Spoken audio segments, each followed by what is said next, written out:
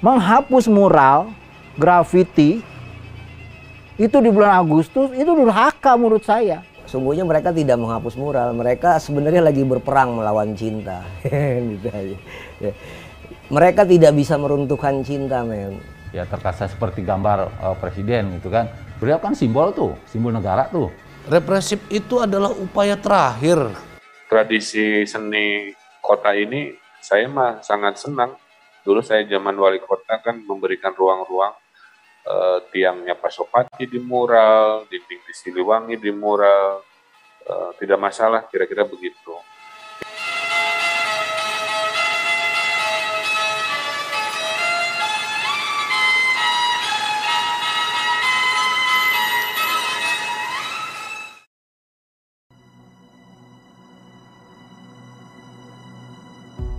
Sudah 76 tahun Republik Indonesia merdeka.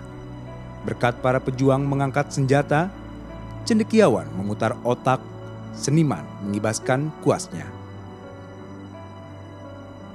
Ya lucu-lucu ya negeri ini mah, penghapusan staf lurah datang bawa map, dibuka. Saya yang mendampingi, ada materai tanda tangan keberatan warga, jangan dipaksa-paksa atuh warga. Warga kelihatannya dipaksa untuk tanda tangan supaya menghapus. Alasannya K3, ketertiban, keamanan, kebersihan, ya kan.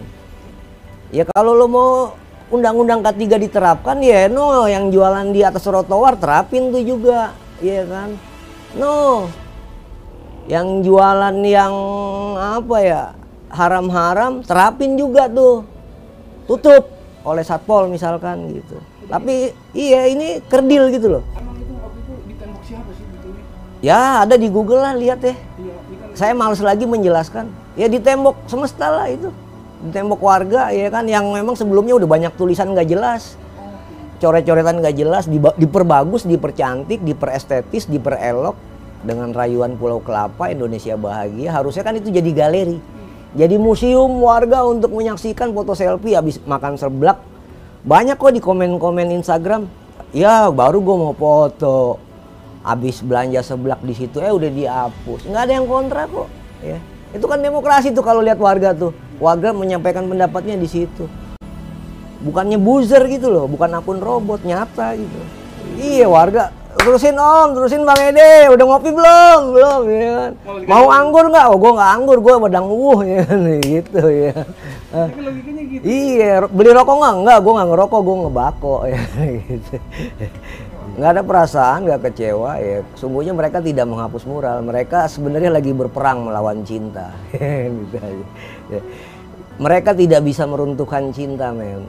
Karena cinta itu semesta sudah memiliki, menanamkan itu dari mulai manusia lahir di muka bumi dengan agama apapun, ras apapun. Ya cintalah, kalau nggak dengan cinta mana mau, orang nggak dibayar kok, sukarela. Bukan per meter 1 juta, 5 juta bayaran, bukan. Suka-suka, seneng-seneng olahraga, sehat. Berharap karyanya itu menghibur warga sekitar? Ya nggak berharap sih, bikin aja. Ada yang kontra juga nggak apa-apa, itu namanya kan ilmu pengetahuan.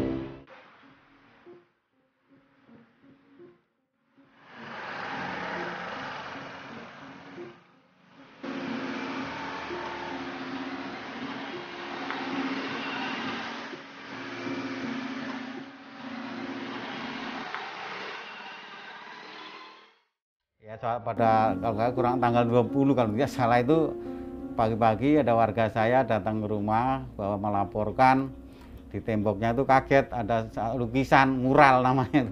Jadi kira-kira ya pagi lah, masih pagi, habis jam berapa lupa ya. Pagi saya cek bener ada mural, balik lagi ke rumah. Mungkin di situ banyak apa nggak tahu. Terus lagi bapak lapor lagi, Pak muralnya kalau saya hapus gimana? Loh mau dihapus? Kalau mau dihapus harus bikin pernyataan, emang kenapa? Banyak inilah, nggak pusing gitu, jadi nggak suka lah gitu. Jujur saya sendiri juga kurang anu. Akhirnya kira-kira jam berapa ya, kira jam 9, saya balik, kalau mau dihapus, ini tolong bikin pernyataan. Karena saya tadi nanti takutnya saya yang nyuruh, bukan. Ini kemauan, ya udah kalau kemauan situ bikin pernyataan. Karena saya buat pertanggung jawab nanti suatu ada seperti ini pertanyaan dari pihak luar, jadi jangan sampai ada hal-hal yang menjadi kecil menjadi besar, akhirnya Kurang nggak lama lah, kurang lebih 1 jam itu saya udah dikabari, Pak udah jadi pernyataannya, diambil. Ya udah, sambil pernyataannya nggak lama, kurang lebih jam berapa gitu, ya apa habis zuhur apa habis apa, dia laporan, Pak udah saya chat. Ya udah, yang ngechat mungkin dia sendiri, ya nggak seneng lah, mungkin nggak tahu deh, pokoknya dia nggak seneng, nggak berkenan, ya mungkin banyak hal yang masalahnya nggak tahu, nggak nanya detailnya apa yang nggak seneng apa. Jujur saya sendiri nggak seneng karena gambarannya acak-acakan gitu, misal ngeliat malah pusing dah, apa gambaran apa ini. Tapi kalau dilihat dari jauh bagus ternyata gitu. Ini saya bukan orang seni, ya terserah, hanya situ apa adanya. Saya pun nggak berani mengurangi itu, hanya dia akhirnya itu. Ya saya ingat saya ada hapus korupsi itu kelihatan gede. Yang lain-lain di atas itu ada apa ya, gram-gram gitu kalau nggak salah. Dan itu apa nggak tahu saya terus. Orang nggak sebentar kasih itu nggak lama kok, saya lihat dari dekat nggak jelas, tapi kalau dari jauh saya lihat di foto dia itu kok jelas gitu. Tapi kalau dia Bang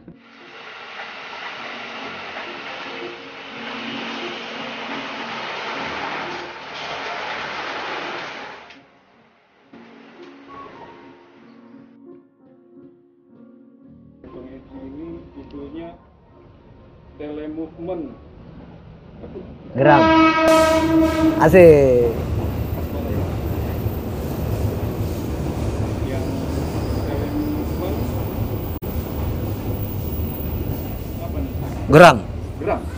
Hapus korupsi bukan muralnya, ada Indonesia Bahagia tulisan kecil, ada rayuan Pulau Kelapa. Di minggu-minggu itu handphone berdering, gimana bang sikapnya, ya gambar aja terus. Ya kan. Sehingga suatu ketika saya dapat WA dari teman-teman, Om gambar yuk, ayo gambar. Saya kan senang bermain, ya kan. Ama teman-teman di Ciledug, Gram Art Movement, mereka beliin cat kiloan, 16.000 tuh yang plastikan. Oke, saya bilang jam 11 malam ya saya ke sana karena jam 8 saya masih di sini nih di Goa, ya kan. Terus saya meluncur deh jam 11 karena itu kan gang saya, rumah saya. Jadi memberikan kado kepada gang saat itu karena kegelisahan teman-teman ya 404 kok dilarang, ya kan saat itu. Ternyata berapa hari kemudian setelah karya saya jadi dihapus, keluar pernyataan presiden tidak dilarang, itu seni kok. Ya, saya bergerak bersama teman-teman di kampung, bikin dengan cat kiloan, pilok, bayar pajak loh itu. Ya kalau beli cat kan pilok bayar pajak, spidol bayar pajak, ya. Teman-teman mural, pelaku-pelaku street art graffiti di jalan itu pembayar pajak terbaik sepanjang masa. Ya. Yang perlu dibalikin lagi duitnya ke pemural sebenarnya sama pelaku street art graffiti oleh negara ya sebagai kalau bahasa medsosnya giveaway ya gitu. Ya ini giveaway lah. Giveaway yang diberikan di Agustus karena saya mau ngasih kado ke emak saya, ya kan. Emak saya kan demen seni itu. Apa sih dilarang-larang itu? Emak saya mengkomentari itu kalau dilihat di lini masa saya, emak saya megang buku seni apa itu gitu loh. Bukunya. Saat itu teman-teman muralis, teman-teman street art diburu, dibilang diburu. Enak aja diburu kata emak saya, ya kan. Emak saya itu pendengarannya sudah tidak bagus tapi pembacaannya masih bagus, 76 tahun gitu. Ya saya membayangkan ibu saya jadinya memang ibu Pertiwi gitu loh. Ya, codingnya lahirnya sama. Ya kalau di kuliah ya harus ngebaca peristiwa-peristiwa apapun. Ya saya gambar jam 11 malam di tanggal 18. 1 hari setelah Dirgahayu kemerdekaan RI. Jam 11 malam sampai jam 1. Besoknya hari Jumat. 2 jam. Iya. Saya pulang pakai sarung juga. Ada fotonya itu kalau dilihat di Instagram, ada lah, lihat di Instagram saya. Saya kabarkan itu pulang besok pagi Jumat. Ya, hanya berusia 1 malam. Tiba-tiba istri bilang ada polisi datang. Ya biarin aja, bagus dia belajar seni, saya bilang. Cuman kan di rumah panik ya. Ada polisi datang, anak saya bilang lagi, Bi rame, dipoto sama warga. Kirim ke saya, tuh ada polisi foto-foto. Saya pikir mereka nggak seragam ya. Hari ini kan Bayangkara bagus nih. Polisi mengatakan itu tidak ada delik pidana yang 404. Ya semua mau belajar soal seni hari ini karena pandemi itu saat tubuh tidak terbatas melawan corona, menegakkan vaksin, Sungguhnya harus ada hak-hak tubuh, otoritas kemerdekaan tubuh untuk mendapatkan rasa kebahagiaan estetis, rasa kebahagiaan visual, rasa kebahagiaan jiwa gitu loh. Belajar sehat. Anak-anak kan di rumah gambar sehat tuh. Ya, di tembok-tembok yang tidak disediakan sungguhnya oleh negara gitu loh. Gitu. Ya 2, 3, 4, 5, 6, 7 warga nonton terus, "Om, tulisannya ini dong, tulisannya ini dong." Tapi kan kita udah ada musyawarah sama teman-teman, hapus korupsi bukan muralnya, ya kan. Ya sedikit banyak ya negeri ini kan, kalau di Banten ya masker aja dikorupsi gitu loh tendernya, bansos dikorupsi, baru putusan pengadilan kemarin tuh. Iya kan. Terus dewan ketahuan aja itu pengen baju mewah Louis Vuitton, presidennya bajunya sederhana, baju badui. Dewannya pengennya baju Dolce Gabbana, belanja di Paris. Terus pihak Louis Vuitton nggak ngaku. Nggak pernah dia belanja di saya kok. Lah siapa itu? Ya kan? Coba telusuri tuh. Kalau ditelusuri kan keren tuh. Ya. Koruptornya ketahuan lagi tuh. Di dewan akhirnya dia ngaku. Ketahuan sama publik, ya kan gitu. Coba kalau nggak ketahuan. Dulu mobil mewah juga gitu. Nggak ketahuan, akhirnya ketahuan sama publik, ya kan. Bangkainya bau gitu loh. Banyak orang menuduh seniman mural sebagai pelaku vandalisme. Padahal di era kemerdekaan mereka turut berjasa. Mengabarkan kemerdekaan kepada rakyat luas. Menggelorakan jiwa bebas merdeka. Ya, yang mengenaskan tuh sebenarnya pembersihan, penghapusan, dan pengejaran terhadap seniman mural itu dilakukan di bulan Agustus. Di bulan perayaan kemerdekaan. Padahal mural itu bagian penting ketika kemerdekaan itu dinyatakan dan masa-masa ketika Orok Republik baru lahir. Itu justru mural itu bagian dari bagaimana cara rakyat mempertahankan kemerdekaan. Mempertahankan proklamasi. Jadi kalau kita baca mural-mural, kemudian grafiti gitu ya, yang muncul pasca proklamasi kemerdekaan, kita akan bisa melihat itu. Bahwa mural itu bagian dari senjata perjuangan mempertahankan kemerdekaan. Melawan isu yang dihembuskan oleh pemerintah Belanda yang ingin comeback lagi dan menguasai Indonesia lagi, menjajah Indonesia lagi. Bahwa kemerdekaan itu keinginan segelintir elit. Bahwa kemerdekaan itu pemberian dari Jepang. Itu sama sekali keliru. Mural-mural itu menggambarkan bahwa kemerdekaan itu keinginan banyak orang, keinginan banyak rakyat. Dia bukan hanya muncul di Jakarta, mural-mural itu ya, yang menggambarkan bahwa kemerdekaan kita ini bangsa yang udah merdeka. Kita nggak ingin lagi dijajah oleh bangsa yang lain, begitu loh. Ya kan? Grafiti-grafiti yang menggambarkan dengan suara-suara yang sama itu nggak hanya muncul di Jakarta, tapi muncul di Jogja, muncul di Malang, muncul di Semarang, di banyak kota di Indonesia yang ketika mendengar berita proklamasi, salah satu mempertahankannya itu bukan hanya mereka membentuk laskar, mengangkat senjata, pakai bambu runcing, mereka pakai cat di tembok-tembok yang menjadi wilayah dari Belanda, bukan wilayah Republik. Mereka tulis itu bahwa ini wilayah kami. Itu dinyatakan dengan mural. Itu dinyatakan dengan grafiti. Kemudian dengan poster. Jadi menghapus mural, grafiti, itu di bulan Agustus, itu durhaka menurut saya. Durhaka terhadap cita-cita kemerdekaan dan pengetahuan tentang kemerdekaan. Artinya yang melakukan itu nggak tahu itu. Kemerdekaan itu apa? Karena mereka nggak tahu mural itu bagian dari bagaimana rakyat menolak kolonialisme. Saya non akademik ya, tapi saya belajar terus bagaimana membaca itu.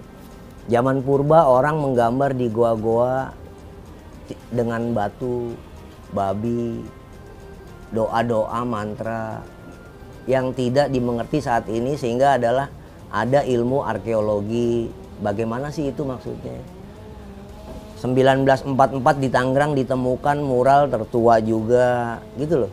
Jangan belanja sama musuh, jangan menjual barang sama musuh-musuh Republik kayak gitu, banyak gitu. Lihat di Museum Arsip dia ada semua. Sekali merdeka tetap merdeka, zaman revolusi. Indonesia is Indonesian.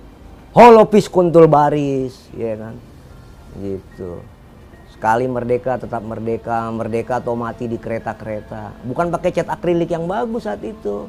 Belum ada merek-merek terkenal, mungkin pakai kapur yang ditumbuk kemudian dicairkan pakai karbit. Yang karbitnya sebelumnya bekas bom diambil, sampah karbitnya oleh pemuda-pemuda waktu itu melawan kolonial, ya kan. Yang berjuang angkat senjata, yang jaga kampung, yang bertani tetap bertani, mereka itu. Sudah semangat gotong royong dibangun saat itu. Yang mural ya berjuangnya propaganda, ngasih tahu ke warga lain, kan belum ada medsos men zaman itu. Tahu dari mana? Radio Republik Indonesia. Nggak nyampe ke kampung-kampung, ke gunung, ke lembah, ke laut, ke pesisir. Getok tular dari mulut ke mulut. Woi, kita udah merdeka. Woi, Jepang udah menyerahkan kekuasaan gitu loh. Ya, terharu loh. Mereka nggak bisa angkat senjata, tapi mereka bisa angkat kaleng cat dan kuas dan mereka tulis di tembok-tembok kota. Jadi jangan berpikir bahwa perjuangan kemerdekaan dulu itu hanya dengan bambu runcing dan senjata gitu, tapi juga dengan cat, dan itu banyak buktinya. Jadi mural itu yang harus dipahami, itu medium, bukan medium menyatakan diri bahwa kemerdekaan itu adalah hak semua bangsa.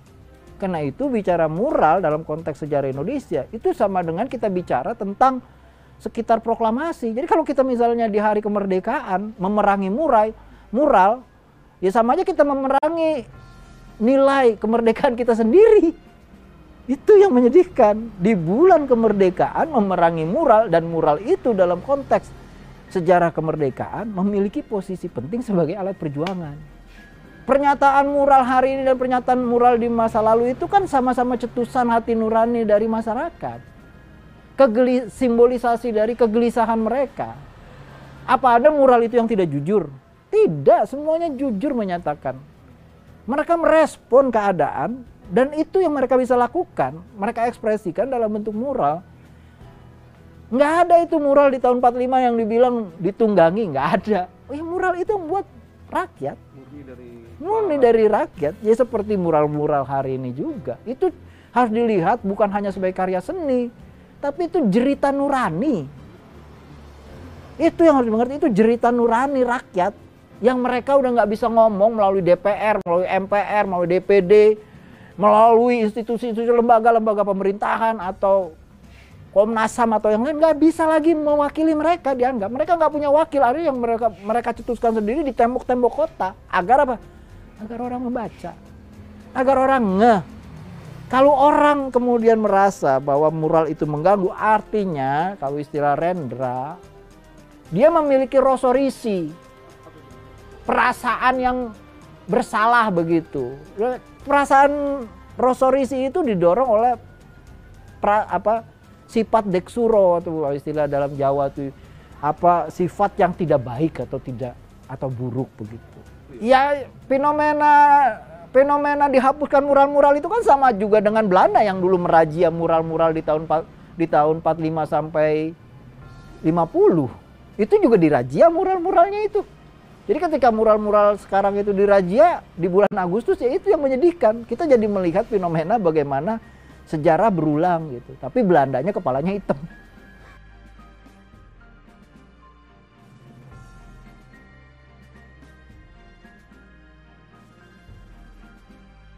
Mural atau grafiti sebagai cetusan dari hati nurani publik itu kan didorong oleh masalah-masalah yang mereka rasakan. Jadi nggak bisa itu dibilang sebagai sindiran, nggak bisa dibilang itu sebagai cemooh. Mereka memang mencemooh, mereka memang menyindir, mereka bahkan marah, mereka bahkan kecewa. Itu yang harus dimengerti, bukan malah dibilang ini kok menyindir.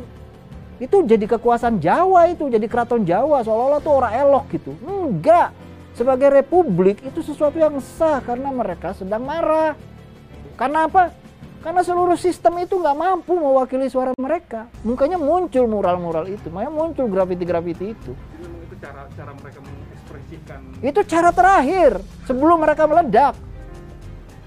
Dan waktu itu meledak beneran jadi perang gerilya kan. Dan bahkan udah bergabung dengan perang gerilya itu. Ya artinya kegelisahan itu sudah meluas. Dia nggak cukup dia ada di media sosial. Dia sudah turun mau ke dunia nyata, menyeberang ke dunia yang jauh lebih luas dan lebih real dan jauh lebih terasakan oleh publik. Jauh lebih agresif. Karena apapun yang dilakukan di media sosial itu seperti buntu. Seperti balsem, dia panas kemudian dingin hilang gitu.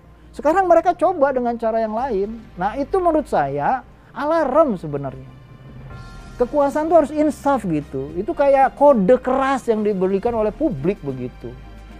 Nah, sensitivitas dari pemerintah itu yang kita harus kritik sebenarnya. Sensitivitasnya itu nggak harusnya dihadapi dengan menghapus, dengan memburu seniman pembuat muralnya gitu. Tapi bagaimana mereka mengevaluasi diri bahwa ada sesuatu yang salah sehingga rakyat itu memilih bentuk ekspresi yang satu langkah lagi itu menurut saya bisa menjadi cetusan kegelisahan sosial dalam arti yang nyata begitu. Kan sekarang mereka masih ngerem dengan kata-kata, dengan wording ya. Ini kegelisahan, jadi kegelisahan yang harus dibaca ini. Artinya memang kelompok seniman sudah Jadi menurut saya pemerintah harus berterima kasih justru. Karena itu alarm yang dinyalakan oleh para seniman itu. Karena kepekaan ya, sensitivitas mereka terhadap situasi. Kan ini jalan buntu gitu, kayak jalan buntu buat mereka gitu. Ini bukan masalah tembok istana terlalu tinggi, tapi menurut saya ketika mural-mural itu hadir, dia mengetengahkan kepada kita satu panorama bahwa kekuasaan udah nggak punya perasaan. Seni itu kan alat untuk menyentuh perasaan. Tidak hanya di Tangerang, mural-mural muncul di sejumlah daerah seperti Yogyakarta, Jakarta, Banjarmasin, Pasuruan, Karawang, dan Bandung. Bahkan mural di flyover Pasupati Kota Bandung tak hanya dihapus dengan alasan estetika dan melanggar peraturan. Pelakunya juga diburu oleh aparat kepolisian. Padahal banyak mural-mural di lokasi yang tetap dibiarkan.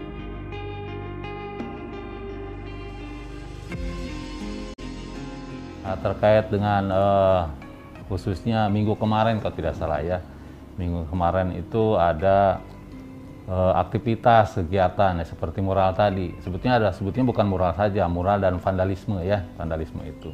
Dan ini hampir terjadi di berbagai daerah kota besar, seperti Yogyakarta, Surabaya, dan begitu juga Bandung. Nah kebetulan minggu kemarin kita juga ada pengaduan kepada kita Satpol Kota Bandung terkait adanya mural yang kelihatannya seperti foto gambar itu ya, gambar presiden kita yang ditutup dengan masker dan kita tidak tahu motif dan tujuan seperti apa. Tetapi Satpol PP melihatnya bukan dari situ ya. Kita juga ada aturannya. Dalam Perda 9 2019 Pak terkait dengan Trantibum Linmas, situ ada namanya tertib lingkungan. Ya, di dalam pasal 19 disampaikan ya, mengotori atau menempel iklan di dinding, tembok, halte, tiang listrik dan sebagainya itu dilarang. Dan itu memang ada sanksinya. Ya, sanksinya itu ya denda maksimal 100 juta. Denda maksimal 1 juta. 1 juta. Ya, nah, kurungan maksimal 3 bulan. Nah, kebetulan memang ditempatkan bukan di tempat pada tempatnya. Ya, artinya dia menempatkan itu mengotori dan menempel. Jelas kalau dari segi estetika itu jelas merusak ya, dan satu sisi juga mengganggu ketentraman dan ketertiban umum. Oleh karena itu kemarin kita kerjasama dengan dinas-dinas terkait ya, seperti Dinas Pekerjaan Umum, kemudian Dinas Pertamanan, Satpol dan juga kewilayahan ya, dalam hal ini kecamatan untuk bagaimana kita membersihkan itu. Ya, satu sisi juga mungkin kita juga dari pihak kepolisian juga mungkin lebih tahu terkait motif dan tujuannya gambar seperti itu.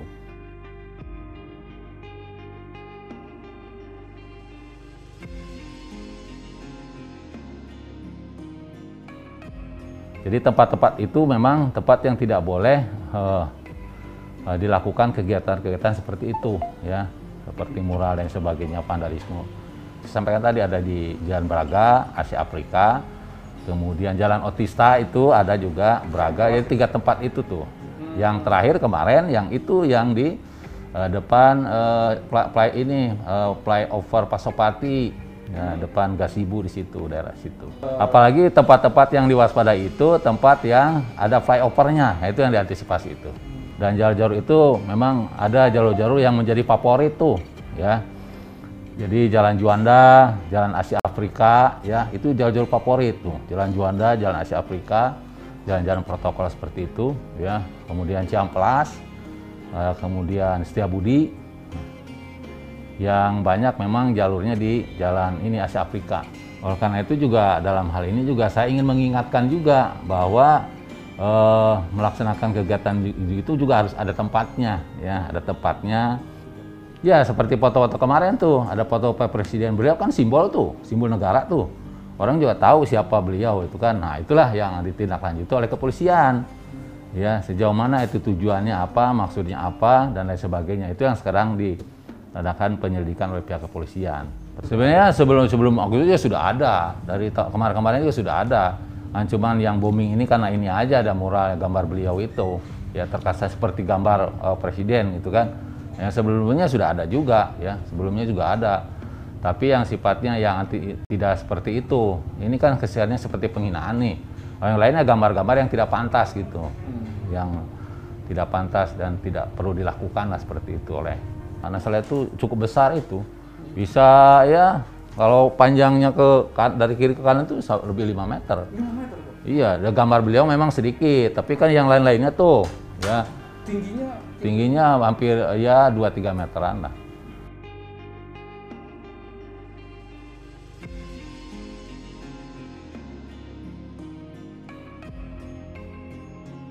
Ya, kalau pandangan bahwa tindakan mereka itu vandalisme, menurut saya yang berkata itu melakukan vandalisme terhadap otaknya sendiri. Karena rusak itu menurut saya otaknya, karena nggak punya pikiran ya, nggak mampu diajak berpikir gitu loh untuk merasakan kegelisahan. Ya, ketika mereka menggunakan seni dan seni itu digabungkan dengan penggunaan diksi dalam artian konteks sastra ya. Itu menurut saya 2 senjata digunakan. Karena mereka ingin mengetuk perasaan. Saya bilang ketika orang menghadapi itu dengan perda, dengan tuduhan vandalisme, itu menurut saya otaknya itu vandal. Artinya otaknya itu rusak begitu. Karena tidak punya lagi rasa begitu. Tidak punya lagi wawasan untuk merasakan sesuatu yang jauh lebih besar dari sekedar urusan perda, dari sekedar urusan vandalisme di dinding kota gitu. Ini urusan yang urgen menyangkut hidup.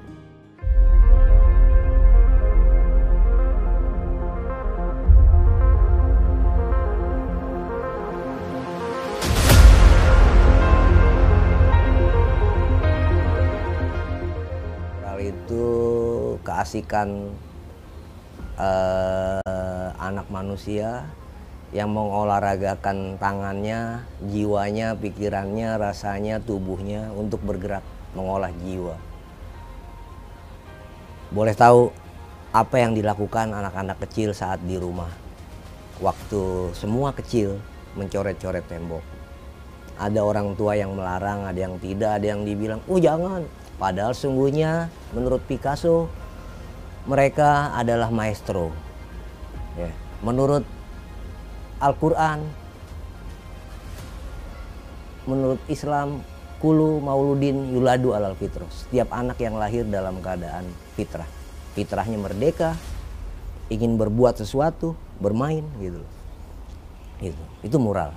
Mural adalah peristiwa bagaimana tubuh mengolah ruang menjadi gambar yang kelak di suatu hari dinamakan seni publik, estetika visual, itulah dia.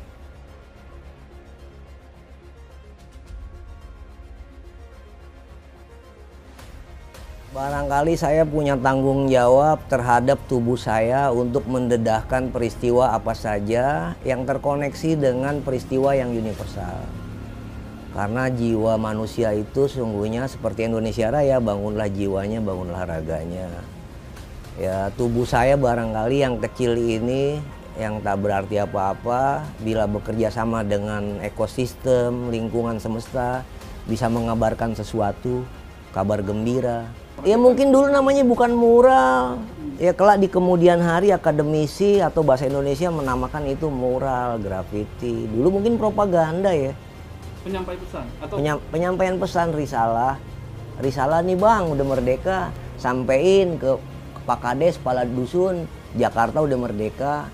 Di Bogor Selatan, perkampungan dalam, pedalaman, gerilyawan ngumpet di situ, bilang sama gerilyawan nggak tahu, nggak ada tele, nggak ada fax, faksimil nggak ada, telegram juga nggak ada. Kabarin dari mulut ke mulut. Dari sini ke Ciputat, Ciputat ngabarin ke Ciseeng, Ciseeng ngabarin ke Cilengsi, Cilengsi oper-operan, paham nggak lo?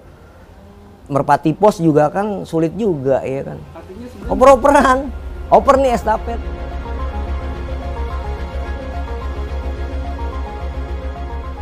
Indonesia tanah yang suci, tanah kita yang sakti. Di sanalah aku berjanji jaga ibu sejati itu. Indonesia tanah yang mulia, tanah kita yang kaya. Di sanalah kami berdoa untuk selama-lamanya. Berdoa kita untuk Indonesia bahagia gitu.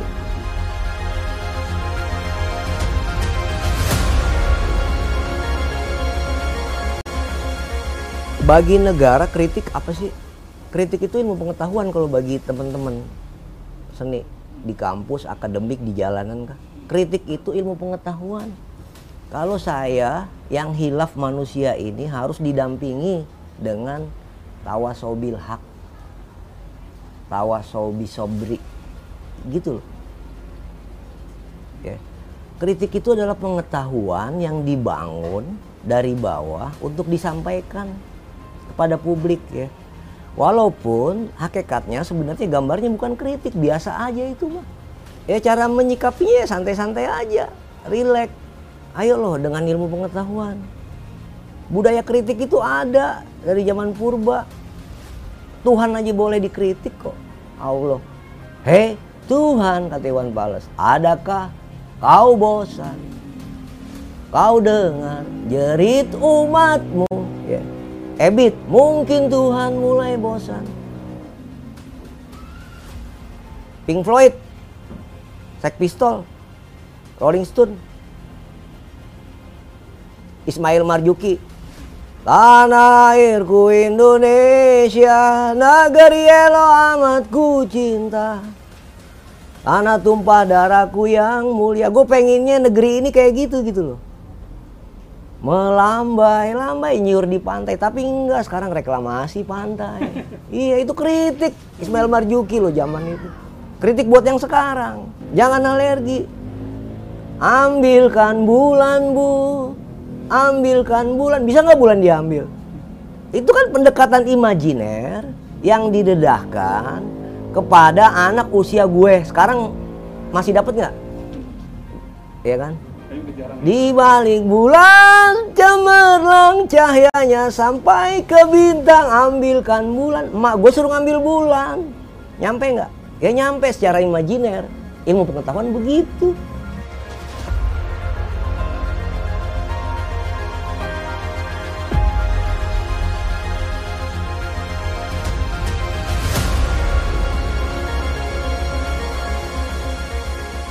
Ketika ada seseorang yang menerima atau merasa dia dirugikan, apakah media dindingnya ataupun dari konten isinya merugikan dia, maka kita akan menerima laporan tersebut. Tentunya kita akan mempelajari, kemudian kita juga melihat isi konten mural tersebut. Kita juga tidak sendiri, kita melibatkan ahli, ya ahli gambar, ahli kalau dia tulisan ahli tata bahasa, ahli yang sesuai dengan bagaimana bisa mengungkap konten atau muatan mural tersebut. Maka ketika memenuhi unsur-unsur pidana, kita gelar perkara, kita akan bisa proses.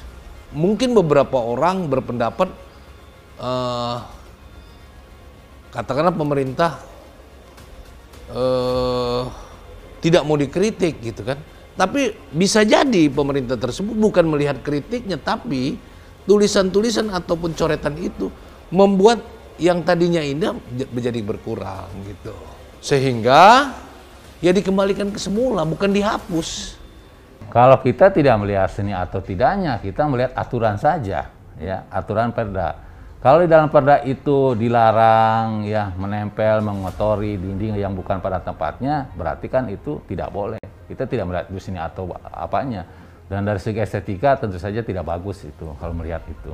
Kalau kita patokannya Satpol itu melihat kepada aturan saja.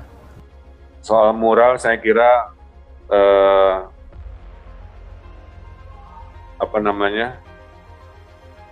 tradisi seni kota ini saya mah sangat senang. Dulu saya zaman wali kota kan memberikan ruang-ruang, tiangnya Pasopati di mural, dinding di Siliwangi di mural, tidak masalah, kira-kira begitu.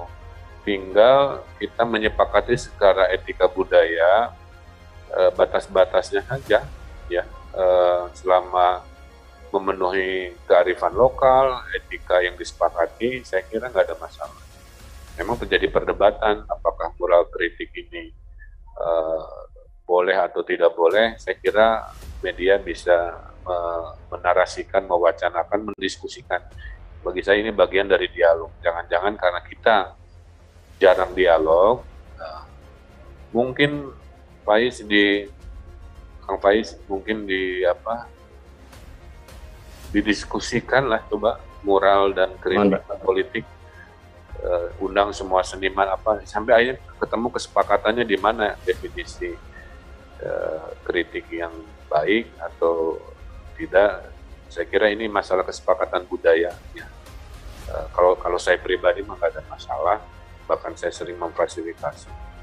Nah, jadi saya kira arahan saya, yuk kita ngobrol, kita diskusikan seni ekspresi ruang publik itu batas-batasnya seperti apa. Tentu semua juga pasti ada batas yang harus disepakati.